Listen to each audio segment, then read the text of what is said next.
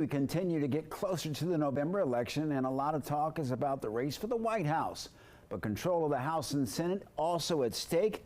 One race people around the country are talking about is the race for the Senate seat in Maryland between former Governor Larry Hogan and Prince George's County Executive Angela Alsobrooks. The numbers show the race is tight. The poll shows a virtual tie between the former governor and the Prince George's County Executive. The new numbers from an AARP poll have Alsobrooks a Democrat and Hogan a Republican with 46% each. 7% of the voters are undecided, and 1% say they're going with someone else.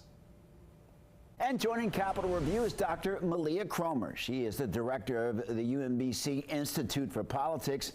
Dr. Kromer, thank you for joining Capitol Review.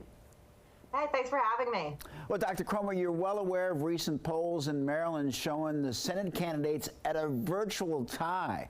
Now, correct me if I'm wrong, but Maryland is a blue state. What do the numbers tell you? Yes, it is a blue state, and as a matter of fact, most of the most reputable political prognosticators have all placed Maryland as either likely or lean Democrat. But anybody who's spent some time in Maryland, at least over the past decade, knows that Larry Hogan is a formidable political candidate. And he has consistently and always polled above other Republicans, specifically the former president, who remains very unpopular in the state, while the former governor remains pretty popular. And so what we look at this race, you see a really solid candidate and Prince George's County Executive Angela Alsobrooks, who had a prominent speaking role at the DNC. She's in a head-to-head virtual tie with the former governor. And I really think, though, this race will take more shape. We have a great baseline now, thanks to the AARP in this poll. But after Labor Day is when we're going to see a lot of ramping up of campaign activity. And that's when I think we'll get a better sense in about, in a couple of weeks where exactly this race is at. Well, Dr. Kromer, for Governor Hogan to win, I would assume that he would probably need some Democratic votes.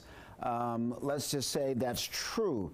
Would that mean that Democrats who vote for Governor Hogan would then ignore the importance of the majority in the Senate during a very polarizing political climate? So I think we should put a finer point on that. Any Republican candidate running statewide in order to win needs to get the support of about 25 to 30% of Democrats. So the road to a victory, statewide victory in Maryland, goes through the Democratic Party. You need to have those votes. So right now, the AARP poll shows that the former governor is sitting at about 25% of Democratic votes. That is a little bit lower than the number he was able to win in his 2018 reelection bid, where he got about around 30% of Democrats. And so, yes, the control of the Senate will be a key factor in this race. The former running as governor is fundamentally different than running to be a U.S. senator, because you don't get to run as an individual anymore. You have to run as part of a party.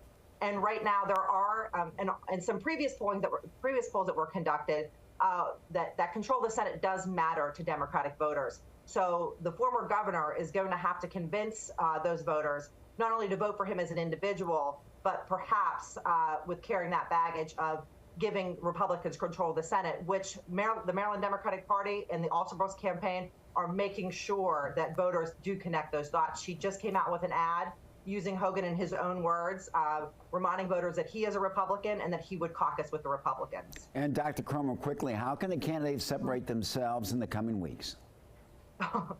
Well, in the coming weeks, you're certainly going to see Angela Alsobrooks, the Prince George's County Executive, really introduce herself to voters more forcefully.